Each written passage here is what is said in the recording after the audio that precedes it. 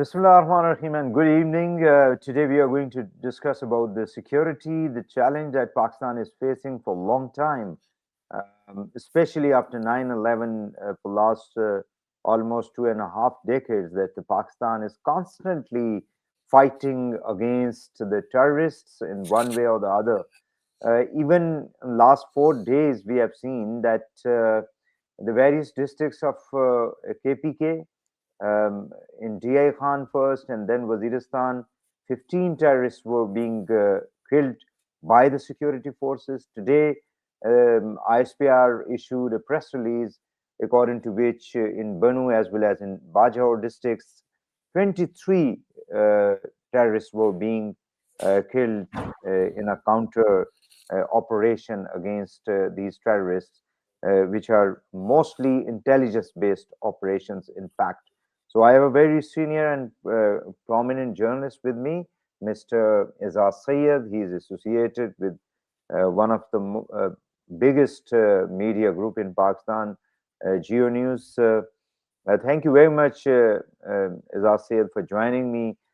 Please kindly tell me that how you see these developments since the talks between Pakistan and Afghanistan. I mean, the sitting Afghan Taliban regime in Kabul, they were broken down, in fact, and still there is a stalemate between the two countries. So, how you see these operations and the security challenge that we are facing in Pakistan? Waheed Hussain Saab, many thanks for inviting me in your show.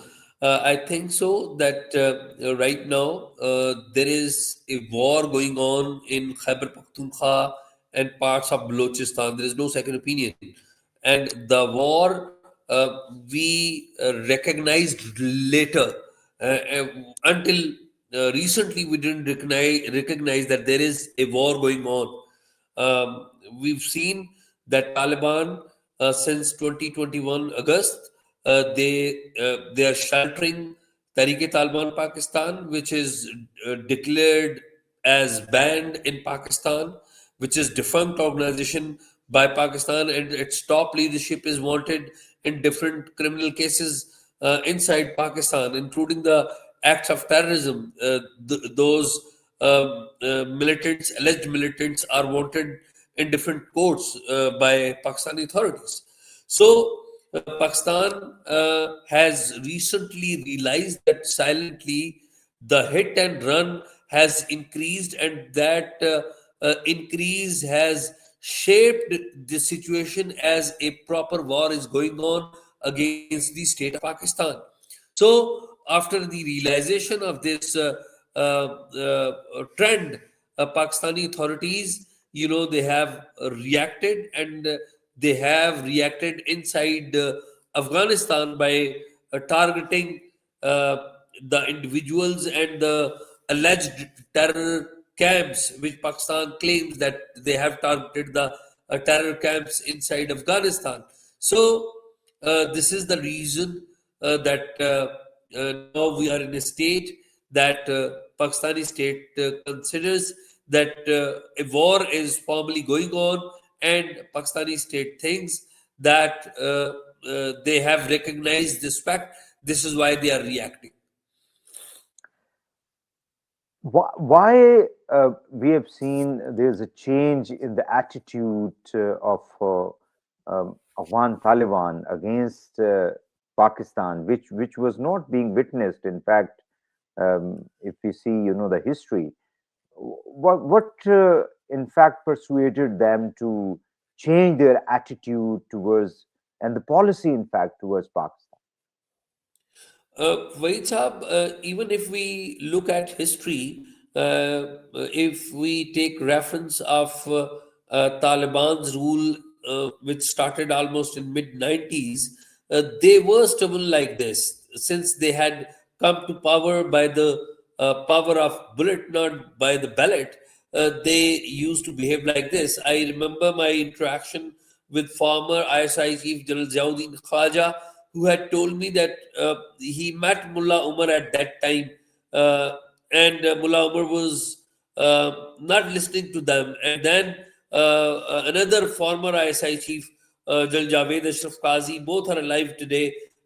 They told me at that time, sometimes back, that they were not coming to terms whenever Pakistan approached them at that time for seeking some facility with regards to some of issues which were going on between the two countries at that time. So their stubbornness, Pakistani authorities think that these people are still stubborn, and they are not ready to uh, leave Tariq-e-Taliban Pakistan and other alleged militant groups whom they consider as Mahajireen, the people who have left their homes for them and they have fought against the Americans alongside them. So they give them more weightage. And lastly, that they think that with the adopting the same formula, they came back to power in Kabul, and now they think that Tariq-e-Taliban Pakistan, they are also their brothers. Uh, they want them to be in power here in Islamabad because they think that they are fighting the war of Islam. Do you think that they were issuing certain, I mean, on the social media, not that directly, but there were certain indications that we can reach to Islamabad. Naturally, they don't have the military capability to reach Islamabad or counter Pakistan military might or power. But the way they deal, that is through suicide bombing and the guerrilla war. So recently we have seen an attack in Islamabad. So that was a kind of a messaging for Pakistan that they can destabilize our capital. Can you please repeat again? I said that the recent attack in Islamabad, the terrorist, the suicide attack, there have been certain, Well, social media. in terms Yeah, of the please. latest attack in Islamabad, the police and intelligence bureau, they have arrested several people, and among them one alleged handler named Munz. He was at a local village in Islamabad, Pint Paracha. He had rented a house over there where he had, according to police sources, uh, rented a house, and he had hosted the suicide bomber, who is from, according to Pakistani police authorities, who is from Afghanistan. And this man Manz, he is actually from Bajor, which is on the bordering area of Afghanistan.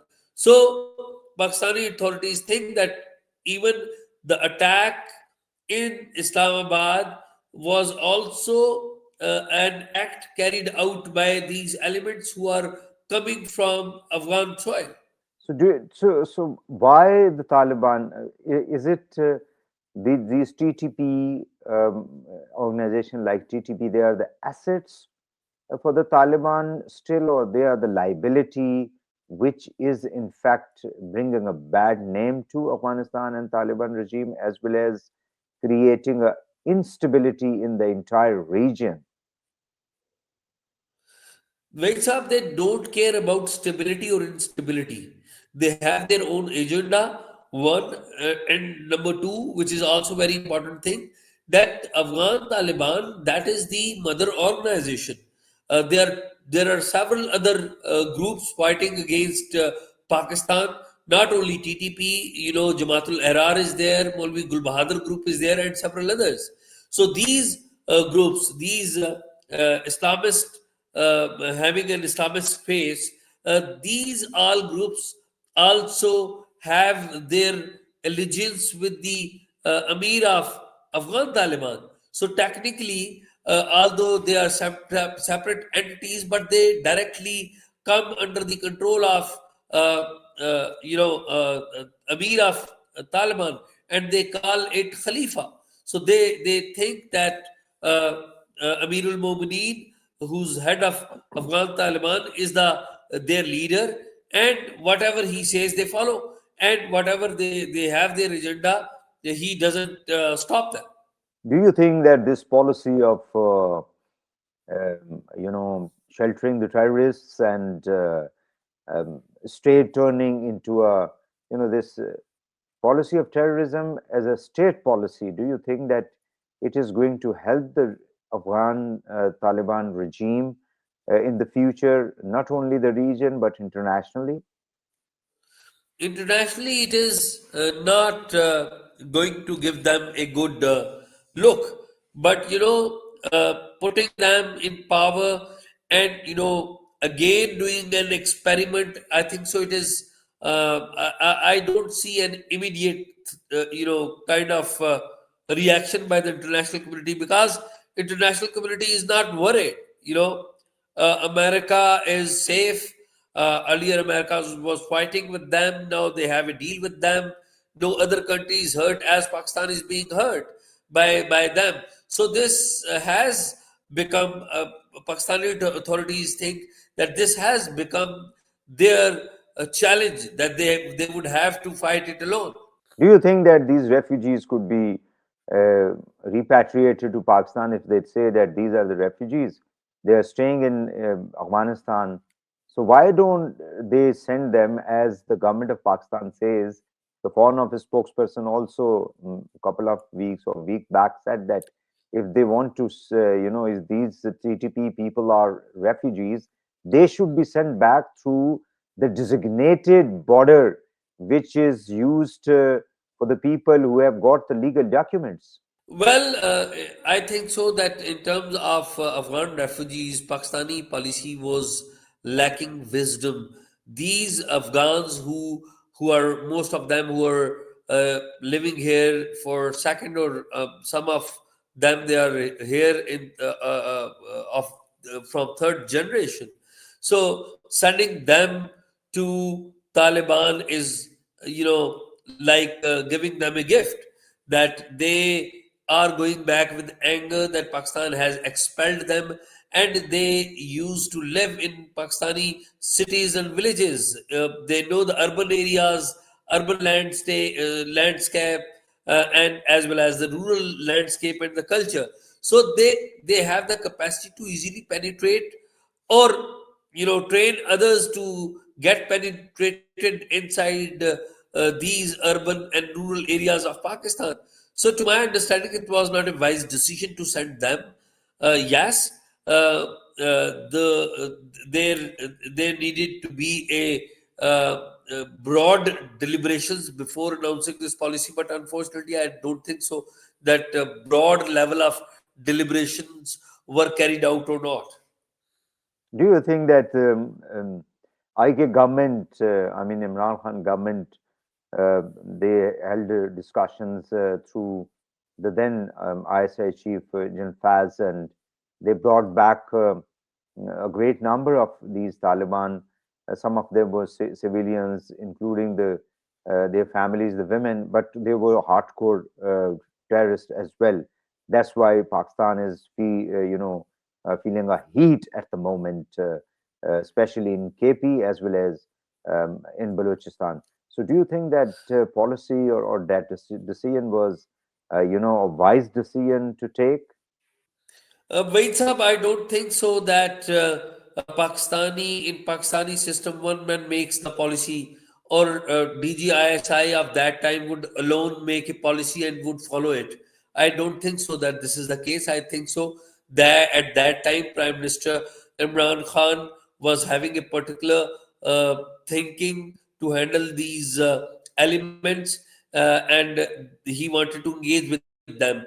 And Faz Hamid was following the orders of the Prime Minister, as they both were aligned and hand in glove with each other. To some extent, I think so that the then Chief of Army Staff, General Asim General Bajwa, he was also aware of that policy, and at some General Qamar time, Javed Bajwa. yeah, Kamar Javed Bajwa, I think so. At some time, he was also convinced that we need to engage with them. But later on, I think so things changed, and he reviewed his thoughts. So, do you think that there could be a resumption of the talks? The Taliban, maybe because I'm going to put a question of the Indian, connections and penetration into the Taliban regimes that we have seen during when Pakistan and Afghanistan they were exchanging, the fires when Pakistan conducted operations inside that you refers in the early of this interview against, the designated terrorists. The Afghan regime's foreign minister was in New Delhi and he remained there for quite some time, maybe more than 1 week, held meetings with different people, including their prime minister. So, do you think that that is one of the elements which has also persuaded the Taliban to change their policy towards Pakistan and not to talk about the terrorists which are operating from inside Afghanistan against Pakistan? Taliban think that Pakistan is aligned with the international powers, and whenever time comes, Pakistan, you know, works with the international powers like America, and they give examples of two different occasions. One during Soviet war, a war against Soviet Union, when Taliban and Mujahideen were used, and the second was war on terror until recently. So Taliban are taking their own decision. They think that Pakistan needed to be dealt in a way that they should not directly come forward, but some of their um, shadow shadow organizations like ETP, they keep fighting and they keep hurting Pakistan because they think that Pakistan, um, uh, uh, they think that Pakistan is a nuclear country, and they assume that they can, at some time, they can take control of Islamabad, which I don't think so is a correct assessment. Where you see the Indians in the entire situation, because Pakistan says that it is the Indian proxies which are fighting in against the security forces as well as killing the civilians in Pakistan. Well, when you have a common enemy, enemy of your enemy is your friend. This is a known formula in the international relations, or not only in the international relations, in private lives as well. So, I don't think so that we should consider more what India is doing there or not doing there. The basic thing which we are forgetting is that these Taliban, once they were blue-eyed to Islamabad and to Pakistani policymakers, now why they have turned back their back towards us? Why it happens that anybody who rules the Kabul, uh, he turns against Pakistan. So we need to have good engagement with Kabul. We need to make good What kind of engagement engagement? and Sorry friendship to with interrupt you. Kabul. Sorry to interrupt you. What kind of engagement since for last 4 years since the Taliban regime has taken over Kabul, Pakistan has sent many delegations of politicians, including JUIF leader Maulana Fazl Rahman, Aftab Sherpao, many other people from KP, different political parties leaders, including ANP and all. They were part of the larger delegations, but the Taliban were reluctant to negotiate or accept anything which Pakistani politician or the foreign office or the government was telling them. There is no second opinion that they were welcoming. They were not welcoming towards Pakistan, but diplomacy is also a very, very important thing. We often ignore diplomacy. We had appointed a special envoy, Ambassador Sadiq, for Afghanistan affairs, but we don't give him that importance. There were talks in Qatar, Doha, then Istanbul. Did you see Ambassador Sadiq was there?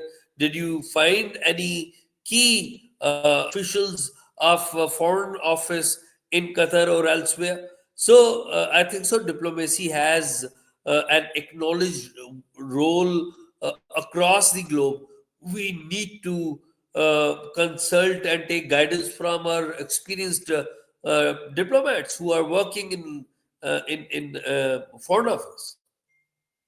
Do you think that the fresh efforts by the Turkish president recently announced that their senior officials will be visiting Islamabad to reconnect the talks from where they were broken down? Do you think that there is a possibility that the Pakistan and the Taliban can resume their dialogue once again? The other day, I was talking the same thing with the Pakistani Defense Minister Khwaja Asif, who had signed the ceasefire treaty with his Afghan counterpart there in Qatar. He was of the opinion that if there is some hope, probably he thought he was saying that he was assuming rather that Turkish authorities might have got some space. So he was welcoming. He was saying means that Pakistan is ready to talk to them if they are ready to talk in a meaningful way. Finally, a couple of questions. One is that how you see the response of the KP government vis-a-vis the security challenge that the province is facing for a long time, and especially in these days. Uh, the new CM have been issuing a different kind of a statements. First, that these operations, which are in fact not a broad-based operations in a sense, but they are the government and the intelligence. I mean, the security officials say that they are mostly intelligence-based operations, but the provincial government is, not happy with that. One. Second is that they say that we should be part of the negotiations when the negotiations are held with the Afghan government, where the federal government says that it is not the prerogative of the provincial government, but it is the duty of the federal government, the foreign office, which has to deal with it. So, how you see that?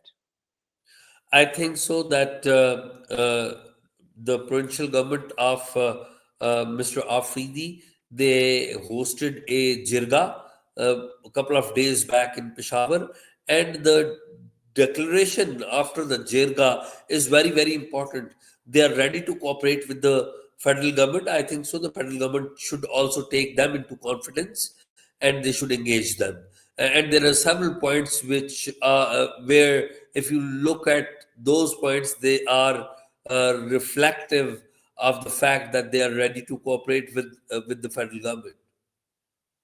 And they have also demanded, the funds, as well as, do you see that there's a need to enhance the capability and capacity of the law enforcement agencies supervised by the provincial government? I mean, the police and maybe paramilitary or other, law enforcement agencies, counterterrorism department. They need to put more resources to, and give them the more resources to them, so that they could be capable of countering the terrorists.